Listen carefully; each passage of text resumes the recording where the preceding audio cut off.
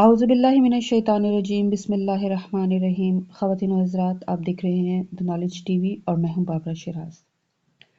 روایت میں ہے کہ امام جعفر صادق علیہ السلام نے فرمایا کہ عباس بن عبد المطلب اور یزید بن کعنب گروہ بنی ہاشم کے ساتھ بیت اللہ کے پاس بیٹھے ہوئے تھے کہ اتنے میں امیر المومنین کی والدہ حضرت فاطمہ بنت اسد وہاں آئیں۔ اس وقت امیر المومنین شکم مادر میں تھے۔ بی بی بیت اللہ کے پاس آ کر رک گئی۔ اس وقت انہیں درد ذیل شروع ہو چکا تھا۔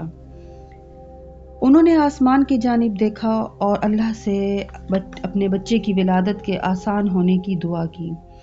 عباس بن عبد المطلب اور یزید بن کعنب کا بیان ہے کہ جب فاطمہ بنت اسد نے دعا کی تو ہم نے دیکھا کہ پچھلی طرف سے بیت اللہ کی دیوار پھٹ گئی اور فاطمہ بنت اسد اس میں داخل ہو گئی اور ہماری نگاہوں سے اوجھل ہو گئی۔ پھر پھٹی ہوئی دیوار اللہ کے حکم سے دوبارہ مل گئی۔ ہم نے اسے خدا کا ایک خصوصی امر خیال کیا اور فاطمہ بنت اسد 3 دن تک بیت اللہ میں رہیں۔ اہل مکہ میں اس واقعے کے متعلق بڑی گفتگو ہوئی اور مکہ کی گلیوں بلکہ گھروں میں پردہ نشین عورتیں بھی اسی موضوع کے متعلق گفتگو کرنے لگیں۔ 3 دن کے بعد دیوار کعبہ دوبارہ اسی جگہ سے پھٹ گئی جہاں سے وہ پہلے پھٹی تھی۔ دیوار کعبہ پھٹنے کے بعد فاطمہ بنت اسد کعبہ سے برآمد ہوئیں۔ اس وقت ان کے ہاتھوں میں علی تھے۔ حضرت ابو طالب نے جب اپنے فرزند کو دیکھا تو آپ بہت خوش ہوئے۔ حضرت علی نے اپنے والد سے کہا، السلام علیکم یا ابتا ورحمۃ اللہ وبرکاتہ۔ پھر رسول خدا تشریف لائے۔ آپ جیسے ہی آئے تو حضرت علی نے ہل جھل کر آپ کی تعظیم کی اور آپ کو دیکھ کر مسکرانے لگے اور کہا، السلام علیکہ یا رسول اللہ ورحمۃ اللہ وبرکاتہ۔ پہلی مرتبہ اس فکرے کو مولا علی نے ادا کیا اور بعد میں یہ ہر نماز کا جزو بن گیا۔ اس کے بعد رسول خدا نے حضرت فاطمہ بنت اسد سے کہا کہ آپ اس کے چچا حمزہ کے پاس جائیں اور اسے اس خوشخبری دیں۔ بی بی نے کہا، اگر میں انہیں خوشخبری دینے جاؤں تو میرے بچے کو کون سیراب کرے گا؟ رسول خدا نے فرمایا، میں اسے سیراب کروں گا۔ فاطمہ بنت اسد نے کہا، کیا آپ اسے سیراب کریں گے؟ رسول خدا نے فرمایا، جی ہاں۔ اس کے بعد حضرت نے اپنی زبان علی کے منہ میں دی تو اس سے 12 چشمے جاری ہوئے۔ اس دن کو یوم التروی کا نام دیا گیا، یعنی سیراب ہونے کا دن۔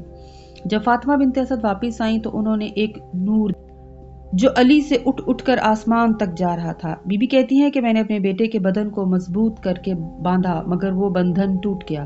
پھر میں نے اپنے بیٹے کو 2 کپڑوں سے باندھا مگر علی نے اسے بھی توڑ دیا۔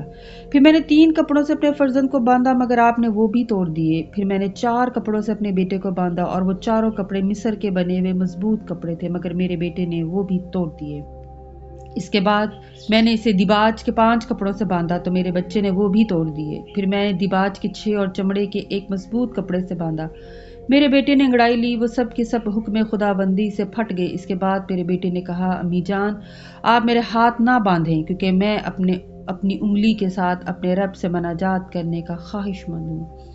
شیر خدا کا یہ فعل دیکھ کر جناب ابو طالب نے فرمایا، یقیناً اسے شان ملے گی اور یہ نامور بچہ ہوگا۔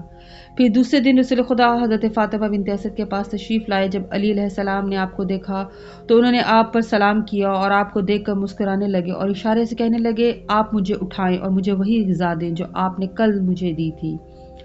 رسول خدا نے آپ کو اٹھایا تو آپ کی والدہ نے کہا، عرفہ و رب الکعبہ، رب کعبہ کی قسم، اس نے انہیں پہچان لیا ہے۔